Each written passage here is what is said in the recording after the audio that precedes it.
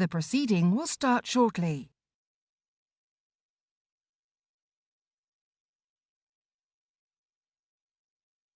The proceeding will start shortly.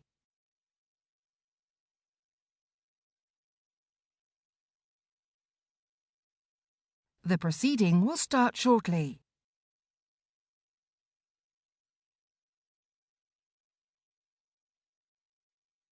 The proceeding will start shortly.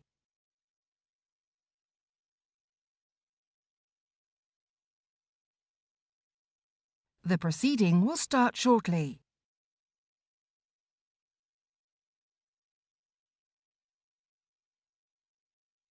The proceeding will start shortly.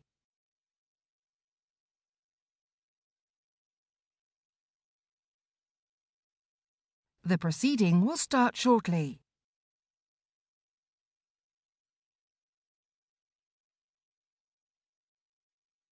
The proceeding will start shortly.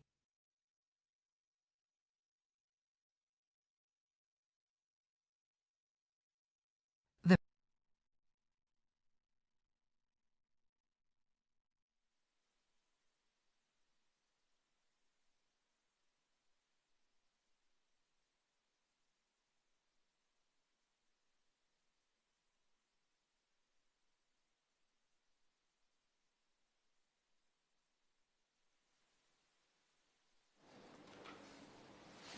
Order. Martyn Day moves the motion. Thank you. I beg to move that this House has considered E-petition 625515, which asks the UK Government to review and increase both the allowances paid to foster carers and foster carers' tax exemption levels so that they can reflect the true cost of caring for a child. I am delighted to see you in the chair today, Sir Graham. And I appreciate that we are a little light on numbers due to the seriousness of events in the main chamber. However, hopefully I can do justice to the case. I'm also delighted to be leading this most important debate on behalf of the Petitions Committee because the work of foster carers and the full costs of caring for a child in foster care so that they can thrive, not just survive, has for too long neither been given enough attention nor its deserved recognition. I must admit it is the kind of profession that I personally would be terrified to even begin to enter into. And my gratitude goes out to the people who do take it on. The issues raised in this petition have several complex aspects that I will come on to, but let's start at the beginning.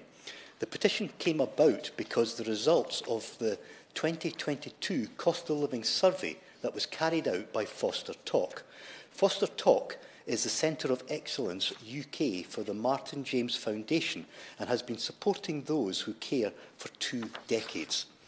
The response to this survey was the largest of all surveys launched by Foster Talk to date, and its findings were stark. The headline figures were that due to financial pressures, 43% of carers may leave fostering in the next 2 years. That 56% of carers had not received an uplift in allowances over the previous 6 to 12 months, and those who had, 90% felt it did not cover the costs of caring for a child in the rising cost of living. That 38% of carers had experienced mental health issues due to the cost of living crisis, and that 92% of carers felt financially worse off compared to the previous year. Quite stark findings. Of course, behind these headline figures are people and their individual story, dedicated, compassionate and vulnerable people who care and are cared for. And these headline figures do not demonstrate their main consequential impacts, which are that more foster carers are leaving the role than joining, and that the numbers are declining against a backdrop of record numbers of children who need foster carers. This is borne out by statistics published in November last year by Ofsted relating to fostering in England, which revealed significantly more foster carers had chosen to leave the role in 2023 compared to the number of those joining. Sarah Thomas, the Chief Executive of the Fostering Network, the leading organisation for foster care, has said, "The Ofsted data shows the immense pressure of the fostering system is under, and there simply aren't enough foster carers to meet the rising number of children coming into care. For the second year in a row, we are seeing a net decrease in the number of foster carers available. Recruitment of foster carers is the most crucial issue facing the fostering services across the UK. The fostering network is calling for a UK-wide strategy to address the urgent need to both recruit and retain foster carers, because the indication is that these annual losses will continue unless urgent action of a much greater scale is taken, and they are not alone in this opinion. The Vice Chair of the Martyn James Foundation, Daniel Croft, who was recently awarded an MBE for his services to fostering, has said, "Current financial pressures on our foster carers have never been greater, and if we do not act, we are at risk of losing the largest dedicated workforce for children in the UK. We simply cannot allow that to happen." So today, let us examine the hurdles that must be overcome and how they can be overcome to prevent worsening of the existential crisis in fostering by effecting urgent action of a much greater scale. As very much a layperson to the foster care debate, ahead of this debate I met with experts in the field from Foster Talk, from the Fostering Network, from Coram Bath, the UK's leading membership organisation for professionals working across adoption, fostering and kinship care. These experts repeatedly highlighted similar complex aspects, and I want to firstly raise allowances paid to foster carers. Foremost, the inconsistency of how national minimum allowances are applied. The national minimum allowances for foster carers are set by each of the UK governments, and these vary depending on where the foster carer lives and by the age of the child they are caring for. Notably, Scotland was late to the table in this practice, only introducing national minimum allowances in August last year. I'll say a bit more about that shortly. Now, I can understand that the different age bands of children is relevant. Babies, for example, have different needs from teenagers. Historically, social security allowances for children recognise this factor, and the fostering network continues to broadly follow this model. However, varying amounts according to where you live is something that I cannot understand, and it is a classic example of an extremely unfair postcode lottery. According to the most recent weekly fostering allowances report for the financial year 2023 to 24 that was published last September by the Fostering Network, children's experiences of the application of allowances, even within the same nation and for the same age bracket, is far from consistent. As an example, allowances paid in respect of children 4 years and under in Wales varies between local authorities by up to £40.96 per week, and in England it varies by up to £92.34 per week, equating to an astonishing maximum difference of £4,801.68 each year. In Scotland, the same allowance varied by up to £89.24 per week. However, as I have already mentioned, I'm pleased to say that the Scottish Government recognised this inequality and introduced for the first time a set rate for all local authorities, which must pay for both foster and kinship carers.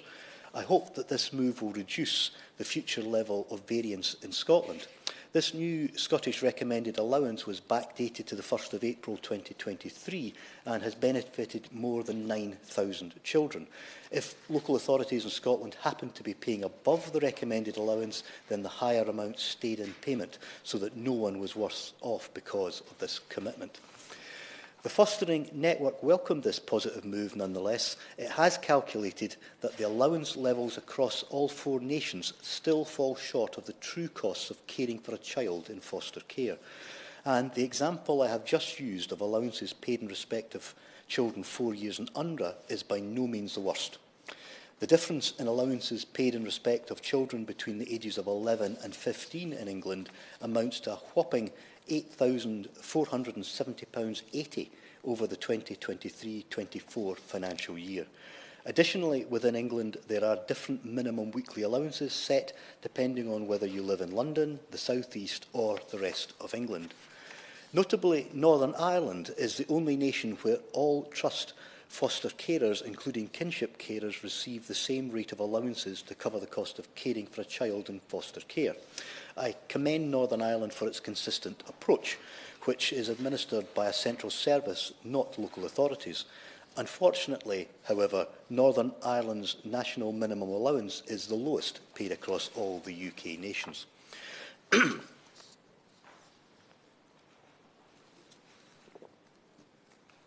On top of the inconsistency of how national minimum allowances are applied, there is also the disparity of whether additional allowances are paid to foster carers. These can be provided for things such as holidays, religious festivals, birthdays, school uniforms, an initial stock of clothing, and mileage to fuel mum or dad's taxi. These are things that we all know can have an added pressure on household finances at the best of times, let alone during this cost of living crisis. Indeed, one carer who voiced concerns in Foster Talk's cost of living survey said, "I worry that energy, fuel and food prices will keep going up and we get more strike action, more disruption, and it all impacts negatively on our foster children who already have had too much worry and negativity in their lives." And that strikes at the very heart of the problem. The inequality created by the current system for children in foster care means that some are not being given the opportunities to recover from the upheavals which they have experienced, to enable them to go on to achieve their aspirations. A significant number of local authorities who completed freedom of information requests that informed the fostering network, most recently weekly fostering allowances report, stated that everything is included in its national minimum allowance. How can it be fair that a child can benefit from an additional allowance in one local authority when another child in exactly the same circumstances in a neighbouring local authority cannot? I have even heard anecdotal evidence of foster carers moving between local authorities so that children in their care can benefit from more generous allowances. Additionally, different local authorities offer different discounts on rates of council tax to foster carers, ranging from 0 to 100%. It's utterly unjust. And on what level is it acceptable that 3% of those who responded to Foster Talk's cost of living survey had used a food bank to support their family? Now, 3% might not seem like a lot, but that amounts to 130 families who took the survey and who have taken on the responsibilities that lie with their local authority to care for and nurture these children. And remember that this 3%, as I say, is from the 4,349 foster carer respondents. It does not account for the wider expanse of fostering households, of which there are 43,405 in England alone, as at the end of March 2023. It is therefore a reasonable appraisal that the number of families having to use a food bank could be increased perhaps tenfold. No wonder the number of foster carers is declining. The fostering network has proposed a fairer funding framework for foster carers that is simplified as well as consistent. Taking account of Loughborough University's minimum income standard for the UK and Nina Oldfield's The Adequacy of Foster Carer Allowances, which identifies the additional costs of caring for a child in foster care, the fostering network has collaborated with Pro Bono Economics to calculate suggested rates of foster care allowances that include funds to enable foster families to save for birthdays, holidays, cultural or religious festivals, payments, with the intention that foster carers can control and spend these additional funds as they see fit. That is a sensible proposal to eradicate the inequality that the current system creates. Another inequality in the current system is that there is no national minimum allowance for young people aged 18 years and over to remain living with their foster family environment until they are ready to live independently. According to the most recent Fostering Allowances report, the difference in allowances paid to the 18-plus group across the UK nations is the most extreme, amounting to a staggering sum of £12,044 annually. This deficiency must be addressed, as young people's needs do not stop because they turn 18. The fostering network's suggested rates of foster care allowances were underpinned by the principles of being child-centred, efficient as well as sufficient, trusting and aspirational, and last but not least, consistent. These seem to me to be quality principles. I want to ask the Minister today if he will consider the fostering network's recommended rates so that the full cost of caring for a child is covered, Will he also look at addressing the needs of young people who turn 18 so that the best outcomes for care leavers are enabled? And can he also advise if the routine uplift to the national minimum allowances is ring-fenced? There is one final and very important point that I must make. The disparities that have been highlighted so far in this debate would not have come to light without the monitoring that is carried out by the fostering network every year. And I want to thank them, and of course Foster Talk, for making today's debate possible, and for both organisations taking time away from their very important work to meet with me. However, the fostering network can only obtain information through freedom of information requests to local authorities because they are public bodies. Therefore, information from independent fostering agencies who are not obliged to respond to freedom of information requests is missing.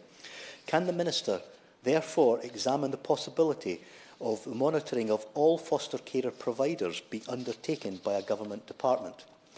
This move could also address further disparities in the rules and regulations that currently exist in the foster care system, such as carers receiving payments between placements, or how carers can receive support when an allegation has been made against them. And statistics show that a majority of people for whom allegations have been made against them are completely exonerated. Yes, certainly. For giving way, and I wonder if he would agree with me that the situation that he is setting out around the handling of complaint cases is a symptom of the fact that because foster carers are not employees, they cannot be members of trade unions, and therefore seeking support in a route that would be available to most typical employees is not available to them. The Honourable Member makes a very good point. Foster carers are, of course, all self-employed, and they have to deal with all the complexities of that, tax returns, as well as the vital role of caring. I believe that, at the very least, a review of how allowances are applied to foster carers is now urgent. They must receive a payment that takes account of the full costs of caring for a child now and in future years, because foster carers need to be recognised for the work they do, and children do indeed deserve better. Thank you. Question is that this House has considered E-petition 625515 relating to allowances and tax arrangements for foster carers. Andrew Weston. Thank you, Sir Graham, and it is a pleasure to serve under your chairmanship, and I congratulate the member for Linlithgow and East Falkirk for leading this debate and pay tribute to everybody who has signed the petition, including the 48 residents of Stretford and Urmston, my own constituency, who took the time to do so. Like them, I care passionately about ensuring that foster carers are recognised and supported. I have been fortunate in preparing for this debate as a member of my own office staff.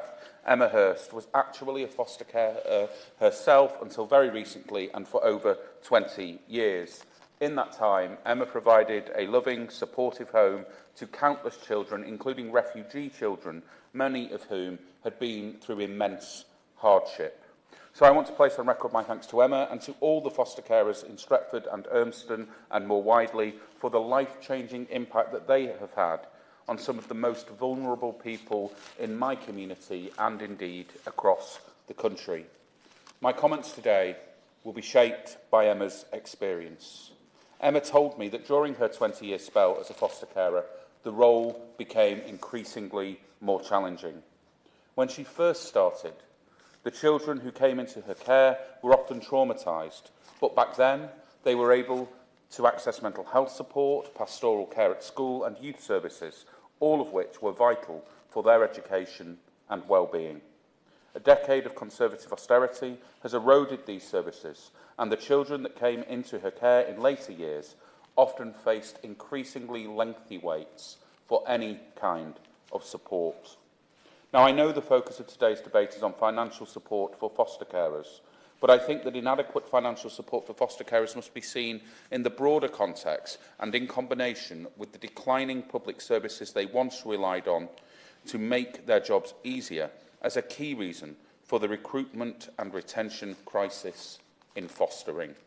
Despite the pressures she was under, Emma, like foster carers across the country, was registered as self-employed and therefore unable to access sick pay, payment for time off or any real employment rights at all.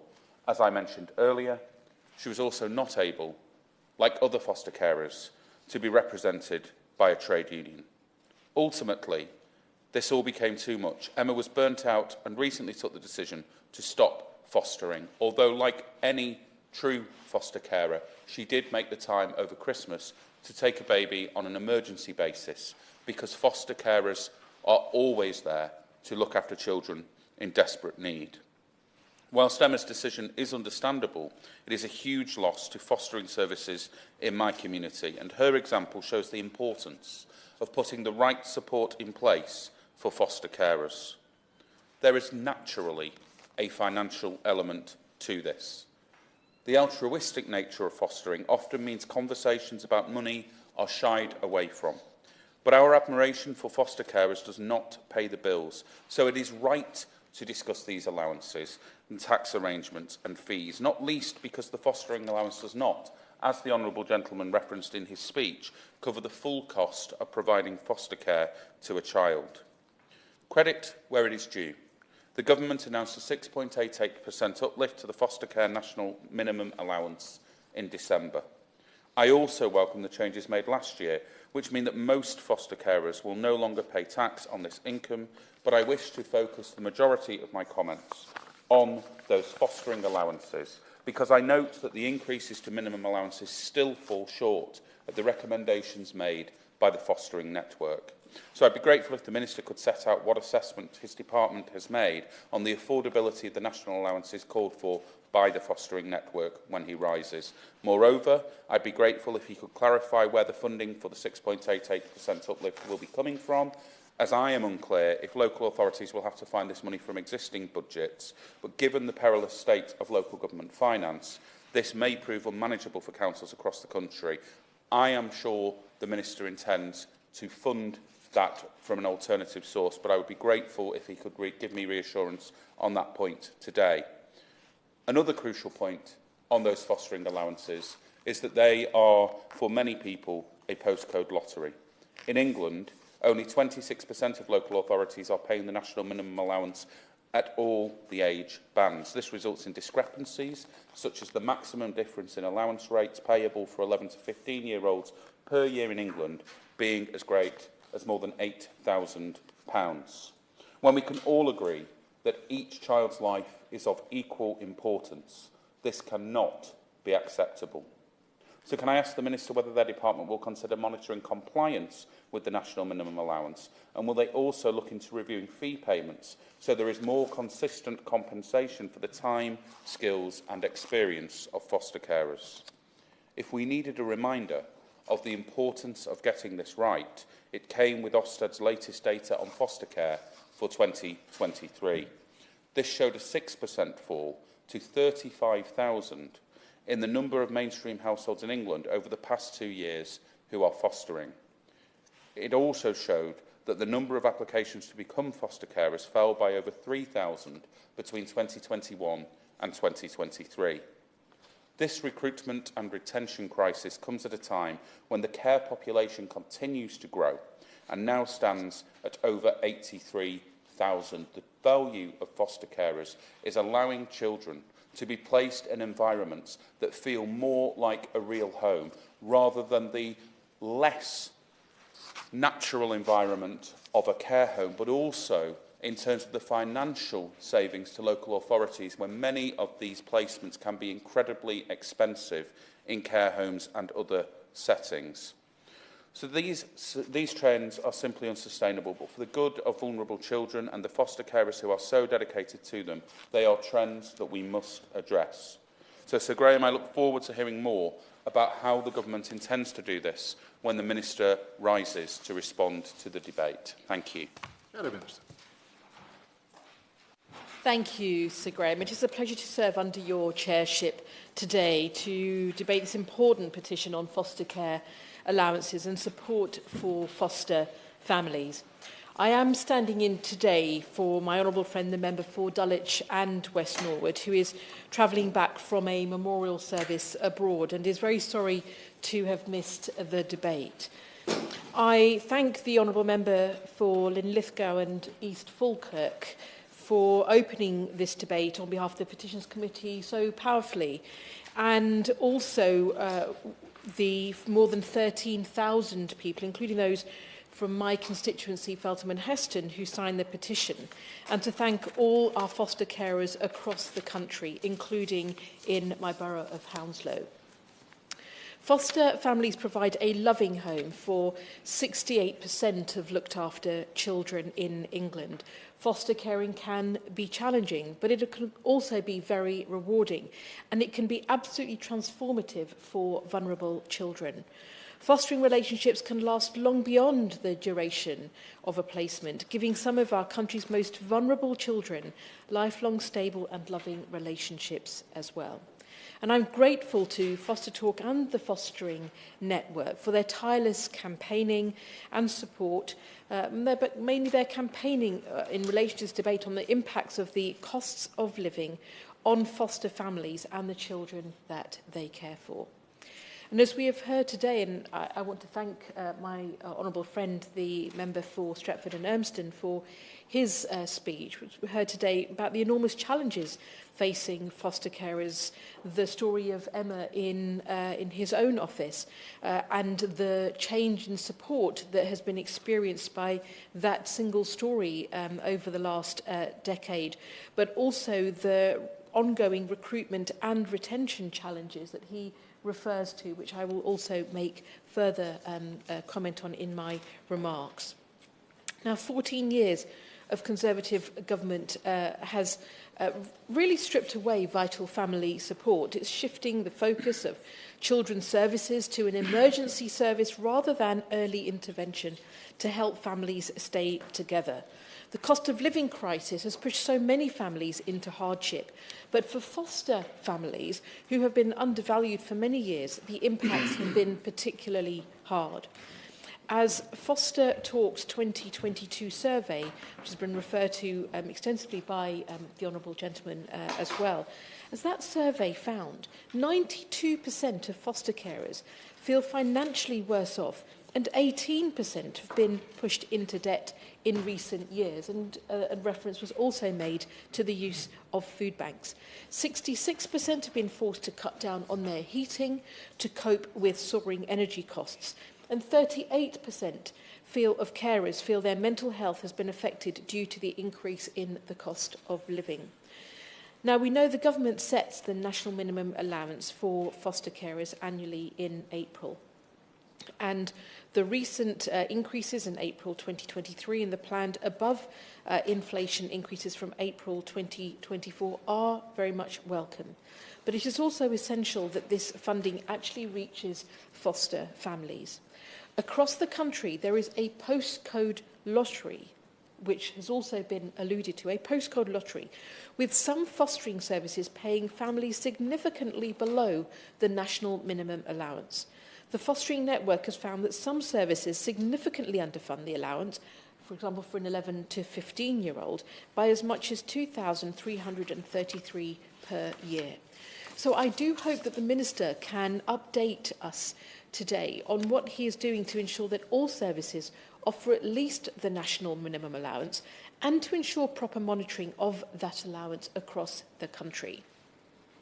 It is important that support for foster families reflects the impact of the last 2 years on family finances.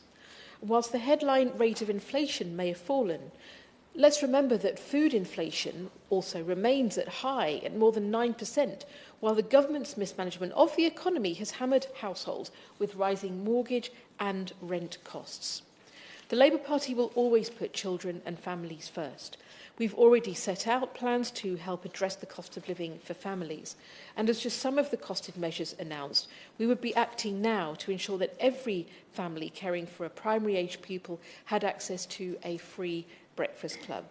We would also be limiting the number of costly branded school uniform items to save families hundreds of pounds through a child's time at school. So I would also ask the Minister what assessment his department has made of the specific impacts of rising costs on foster families. I also want to ask about the urgent crisis in recruitment and retention of foster families, talked about so powerfully by my honourable friend. Worryingly, more than 4 in 10 foster carers are thinking of leaving fostering. At the same time, we're seeing fewer and fewer households registering to become foster carers, and the conversion rate of people expressing interest in fostering to actual foster carers is vanishingly small. We also need to see diversity within our foster carer network so that families have options for closer matches to their cultures, foods or faiths, which helps in supporting a child to be settled at what will also be an anxious time. The Department for Health's own figures show a 26% decrease in newly registered households since 2019. The same figures show more households leaving fostering during the year than those joining at a time when the number of children in care continues to increase. Without the right placements, more children will end up being placed in homes which do not meet their needs. And in 2021, all but 6 local fostering services reported a shortage in the number of carers they need for their local population. There is an urgent need for more foster carers who are able to look after teenagers, large sibling groups, children with complex needs and children with special educational needs and disabilities. Foster caring is more than simply opening your home to an additional child. It does require skill and dedication. Looked after children are more likely to have experienced a severe trauma in their lives, such as bereavement, abuse or neglect. And foster carers need to have a good understanding of a wide range of needs. In response to the independent review of children's social care led by Josh McAllister, the government committed to a nationwide recruitment and retention programme for foster carers. So when does the Minister expect to be able to update the House on the progress of Pathfinder areas and plans for any wider rollout across the country? The challenges facing foster carers and the children they look after must also be placed in the context of the wider crisis in children's social care. The number of children entering the care system continues to rise, but the government's record has been an erosion of the support that they need. More than 1,300 Sure Start centres have closed since 2010, whilst the funding offered to local councils for children's services has fallen by an estimated 24%. Since 2010. The Minister will point towards his department's Family Hub programme, perhaps, but he cannot escape the fact that it is only funded in half of all local authority areas.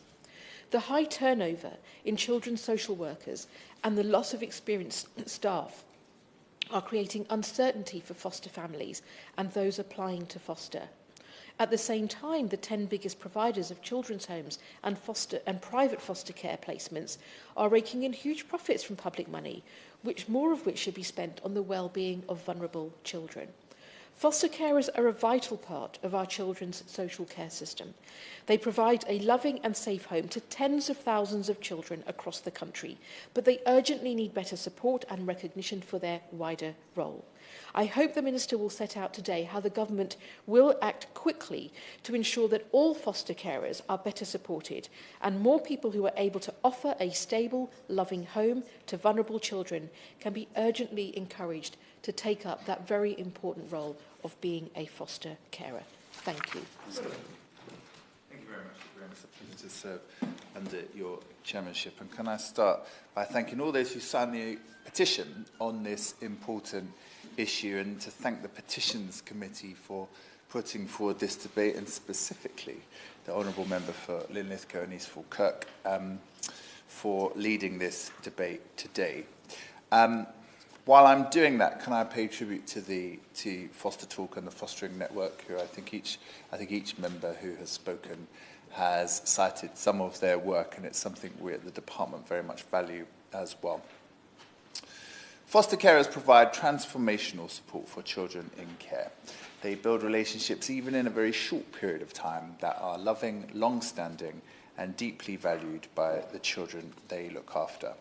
Without foster carers opening up their homes and lives, we would not have a care system. But while it can be hugely rewarding, it takes hard work, skill and dedication. And anyone who's familiar with the care system has a deep value and respect for what foster families do every day for our most vulnerable children. This was set out very clearly by the member for Stretford and Elmston when he talked about Emma and the fantastic work that she has done for children in her care. The petition underpinning this debate today called on the government to review and increase the allowance paid to foster carers and to consider tax exemption levels. I should note at this point, children's social care is a devolved issue, meaning that the Scottish, Welsh and Northern Irish governments are responsible for their own policies. But financial support for foster carers continues to be a particularly important issue, as household expenses are still higher than we'd like them to be, especially at the time that the petition was created in October 2022. Help with the cost of living was cited in helpful research from the fostering network Foster Talk and Foster Wiki. And while inflation is now down to 3.9% from the 11.1% it was in October 2022, we've been committed to supporting foster carers deal with rising costs. In March, we set out our response to the petition. We have increased the minimum fostering allowance by 12.43% and raised qualifying care relief for foster carers. The latter represents an average annual tax cut of £450 a year. Foster Talk, who launched the petition, described our announcement as fantastic news and a positive development for the foster care community. And to further support foster carers, as has been touched on, from this April, we will raise allowances by a further 6.88%, marking 2 consecutive years of above-inflation increases to foster carer allowances. That means a foster carer in the tax year 2024-2025 will earn between £28 and £49 more per week per child than they did in the 2022-2023 tax year. And over a full year, this will equate to between £1,456 and £2,548 more in allowances. We have also committed that qualifying care relief will rise with inflation each year. So foster carers will have more left in their pocket to support the children in their care. Let me just talk about the financial support more broadly for foster carers. So there are 3 key categories of financial support. The first is the national minimum allowance to cover the additional cost of the child, which, as I've mentioned, we have increased at an above inflation rate for 2 years running. Second, fee payments set locally by councils and fostering agencies to recognise and compensate foster carers for their expertise, skills or development. And third, any expenses that have been agreed by the foster service provider. The national minimum allowance was introduced in 2007 to try and ensure foster carers are not financially disadvantaged by looking after a child or young person. It is meant to cover the cost of raising an extra child in the home. It should pay for the child's food, clothing, transport and additional costs, and support children to take up hobbies and to have pocket money as other children would. The rates are set centrally by government, and we expect all fostering service providers to pay at least the national minimum. And indeed, many local authorities or agencies choose to pay more. And as the Honourable Member touched on, a similar allowance was introduced in Scotland earlier this year. Now, every year the Department for Education works with the Department for Housing, Communities and Local Government to review the allowance and consider any changes in inflation and affordability for local government. The allowance does operate on a sliding scale, with levels rising as children get older and with higher rates in parts of the country where costs are typically higher. And to come to the discussion about variation, most of the variation cited by the fostering network comes from councils choosing to pay significantly above the national minimum and the flexibility we give to local authorities to set rates. But I will come back to the monitoring that we might do on whether they are paying this in a moment. The 12.43% increase was a record uplift, which represented an increase of between £17 and £30 in allowances per child per week. And the further allowance from April will be an additional £11 to £19 in allowance per child per week. Beyond the allowance, councils and fostering agencies have the flexibility to provide fee payments for foster carers that reflect their experience, skills and development, as was touched on, or indeed to provide extra support for children with more complex needs. So many fostering service providers supplement the offer we have with local offers, including council tax deductions and also discounts for local child-friendly attractions and services. Fostering service providers often also provide extra money for taking children on holiday or to celebrate a birthday or celebrate a religious festival. Finally, fostering service providers also agree expenses with their foster carers. For example, foster carers may receive travel expenses or be reimbursed for the cost of a school trip. On the tax arrangements, which is the second part of this petition, we also review tax arrangements for foster carers, ensuring tax relief is appropriate over time, supporting carers now and in the future. Foster carers benefit from qualifying care relief, which means they do not pay tax on any income below an earnings threshold. And in March, we raised that household earnings threshold, as well as the weekly threshold for each looked after child. For each household, the first £18,140 of income is now tax-free, up from the previous level of £10,000. Additionally, foster carers pay no tax on £375 of income for each child under the age of 11 and on £450 of income for each child over the age of 11. This means that the vast majority of fostering households will now pay no tax on their fostering income, and it simplifies the tax return process that foster carers have to complete. For a fostering household with one foster child, the first £37,640 of fostering income is tax-free for a child aged under 11, rising to £41,540 tax-free for a child over 11. As I have touched on, our recent increase represents a tax cut for fostering households of £450 a year, but we've committed to raising qualifying care relief by the Consumer Price Index measure of inflation every year. Finally, foster carers can access a range of benefits. The money carers get from fostering is disregarded when calculating means-tested benefits.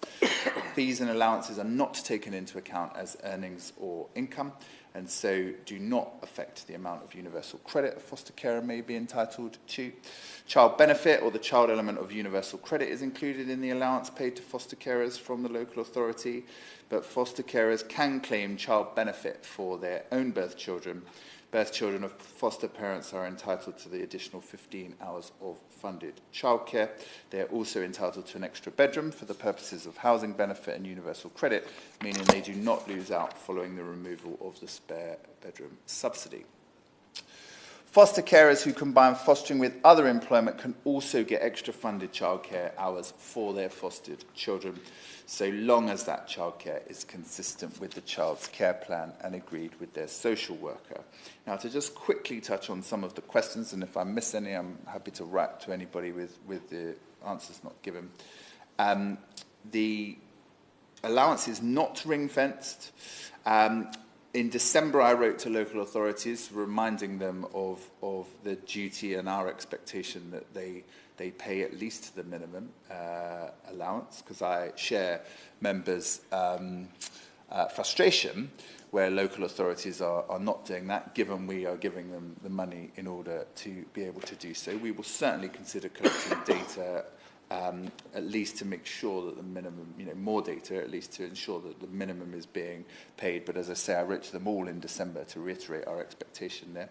The 6.88% is additional money through the local government finance settlement and the increase in core spending. On recruitment and retention, which a number of members touched on, we're investing 36 million here, again a record amount, to try and improve the recruitment and retention, improve approvals, and get more people doing what is a vital role. We're working with over 60% of local authorities in order to do that. And then on the Shadow Minister's question about providing an update on this area and fostering, we're shortly coming to the anniversary of us publishing Stable Homes Built on Love, which was our strategy for transforming social care as a whole, and we will be updating on what has been happening with our fostering work and the North East Pathfinder and Mockingbird and so on, alongside everything else. So in conclusion, thank you once again to the Honourable Member for Linlithgow and East Falkirk and to the Petitions Committee more generally for tabling this debate. I'm committed to our programme of reform and proud of the government's record levels of investment and support for foster carers. I know that all members present admire, and those not present, as the Honourable Member touched on, we have an important statement in the House of Commons, otherwise I feel sure there would be more people here today, because I know that we all admire the work that foster carers do for their communities and most importantly for the children in their care, and it's important we give them all the support that we can. Time for a brief wind-up. Mr Day. Thank you very much. On behalf of the Petitions Committee, I would like to extend my thanks to the Honourable Member for Stretford and Urmston for coming along today, and also for the front benches for their comments. I think we speak as one when we send our gratitude to the people who do foster caring for their hard work and their determination in giving all of our young people a loved and supported environment in which they can be respected. Equally, I don't think there can be any doubt that the cost of living pressures are putting a much greater burden on those foster carers, and I do hope that we can look again in the future at doing more to support them. Thank you. Question is, the House has considered E-petition 625515 relating to allowances and tax arrangements for foster carers. As many of that opinion say aye. The contrary, no. The ayes have it. The ayes have it. Order, order. The sitting stands adjourned.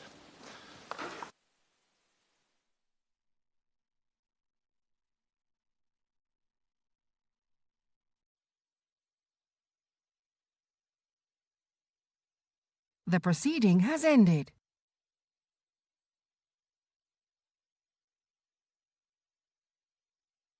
The proceeding has ended.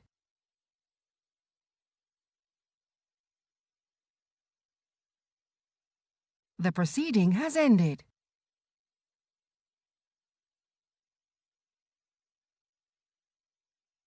The proceeding has ended.